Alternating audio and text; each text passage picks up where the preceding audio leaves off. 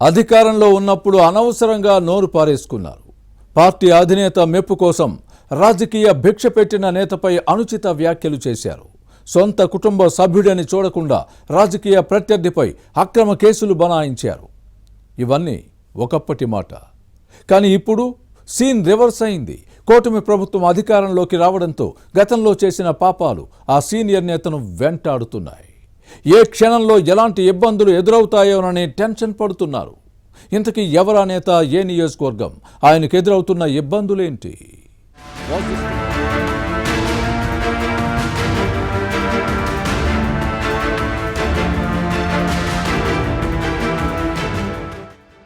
రాజకీయాలు ఎప్పుడూ ఒకేలా ఉండవు. అధికారం ఎవ్వరికీ శాశ్వతం కాదు.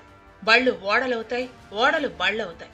అధికారాన్ని అడ్డం పెట్టుకుని విర్రవీగే నేతలకు భవిష్యత్తు మంచి గుణపాఠమే నేర్పుతుంది. శ్రీకాకుళం జిల్లా వైసీపీ నేతలు అధికారం ఉన్నప్పుడు చేసిన పాపాలు పండుతున్నాయి. ఎన్డీఏ కూటమి పవర్లోకి రావడంతో నాటి పాపాల పుట్టలు పగులుతున్నాయి. అక్రమాల డొంకలు మెల్లగా కదులుతున్నాయి. దీంతో నేతల్లో టెన్షన్ నెలకొంది. ఫ్యాన్ ప్రభుత్వంలో కీలక బాధ్యతలు నిర్వహించిన నేతలు సైతం నోటికి హద్దు అదుపు లేకుండా విమర్శలు చేశారు. అక్కడితో ఆగకుండా రాజకీయ కక్ష సాధింపు చర్యలకు తామే బ్రాండ్ అంబాసిడర్లు అన్నట్టు వ్యవహరించారు. పొలిటికల్ ప్రత్యర్థులపై అక్రమ కేసులు బనాయించి చట్టాన్ని తమ చేతుల్లోకి తీసుకుని ఇష్టారాజ్యంగా వ్యవహరించారు. అలాంటి వారికి ఇప్పుడు చుక్కలు కనిపిస్తున్నాయి. చిక్కులు తప్పవన్న సంకేతాలతో గుండెల్లో రైళ్లు పరుగులు తీస్తున్నాయి. మాజీ స్పీకర్ తమ్మినేని సీతారాం ఈ కోవలోకే వస్తారు.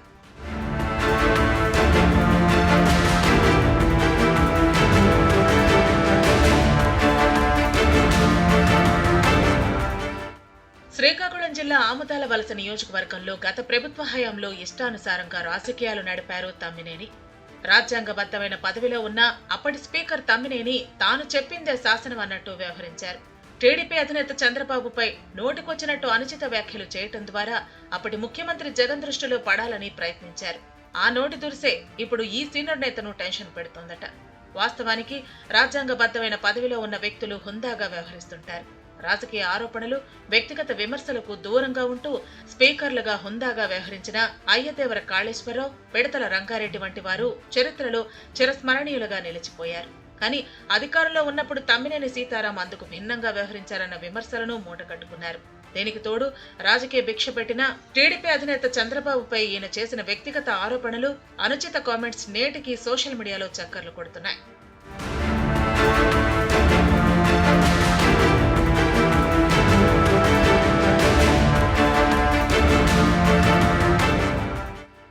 అధికారాన్ని అడ్డం పెట్టుకుని తమ్మినేని ఫ్యామిలీ ఆముదాల వలసలో సాగించిన అరాచకాలు, దందాలు ఇప్పుడిప్పుడే బయటకు వస్తున్నాయి. తన సొంత బావమరిది టీడీపీ నేత కోన రవికుమార్ ను సైతం వదల్లేదు. ఉమ్మడి శ్రీకాకుళం జిల్లాలో అత్యధిక అక్రమ కేసులు ఎదుర్కొన్న తెలుగుదేశం నేతల్లో ఈయన ఒకరు. అయితే ఇవన్నీ అప్పట్లో స్పీకర్ గా వ్యవహరించిన తమ్మినేని కనుసన్నల్లోనే జరిగాయని అంటారు ఆముదాల వలసవాసులు. మరోవైపు నియోజకవర్గంలో తమ్మినేని నేతృత్వంలో అప్పట్లో ల్యాండ్ మాఫియా చెలరేగిపోయింది.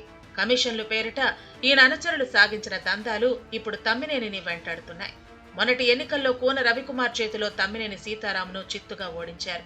అక్కడితో సినిమా అయిపోయింది అనుకున్న ఈ మాజీ స్పీకర్ కు టీడీపీ ఎమ్మెల్యే కోన రవికుమార్ ఇప్పుడు సరికొత్త చిత్రం చూపిస్తున్నారు. అప్పట్లో 2014, 2019 మధ్య స్పీకర్ గా పనిచేసిన కోడెల శివప్రసాదరావుకు ఒక నీతి, తమ్మినేనికి మరో నీతి ఎందుకంటూ వైసీపీ హయాంలో జరిగిన పాపాలను తవ్వితీసే పనిలో పడ్డారట కోన రవికుమార్. దీనిలో భాగంగా నాటి ప్రభుత్వంలో తమ్మినేని చెప్పినట్టు తలూపిన అధికారులకు ఈ ఎమ్మెల్యే గట్టిగానే షాక్ ఇస్తున్నారు. ఏ చేతితో తమ్మినేని సీతారాం చెప్పినట్టు సంతకాలు చేశారో సదరు అధికారుల నుంచే నాటి అవినీతి బాగోతాలన్నీ బయటకు తీయిస్తున్నారు. దీంతో అటు తమ్మినేనితో పాటు ఇటు నాటి పాపాల్లో భాగస్వాములైన అధికారులు వణికిపోతున్నారు.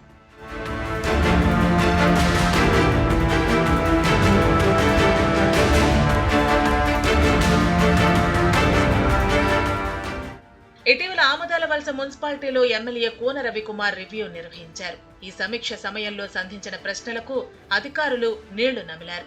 అధికారం కోల్పోయినా నేటికి తమ్మినేని ఇంట్లో పారిశుద్ధ్య కార్మికులను సొంత పనులకు వాడుకోవటంపై రవికుమార్ ఫైర్ అయ్యారు. మరోవైపు నియోజకవర్గంలో జరిగిన భూ కబ్జాలు, ఇసుక దందాలపై నివేదికలు అడిగారు. దీంతో కొందరు అధికారులు సెలవుపై వెళ్లారట. ఇదే సమయంలో కోన రవికుమార్ కు తమ్మినేని సీతారాం బావ అయినప్పటికీ తమ్ముడు తమ్ముడే, పేకాట పేకాటే అన్న విధంగా ఎమ్మెల్యే దూకుడు ప్రదర్శిస్తున్నారు. దీంతో ఇప్పుడు తమ్మినేని అండుకో నిద్రలేని రాత్రులు గడుపుతున్నారట. భవిష్యత్తు ముఖ చిత్రం కళ్ల ముందు కనిపిస్తుండటంతో టెన్షన్ పడుతున్నారు. ఈ నేపథ్యంలో ఆమదాల వలస నియోజకవర్గంలో భవిష్యత్ రాజకీయ పరిణామాలు ఎలాంటి టర్న్ తీసుకుంటాయో చూడాలి మరి.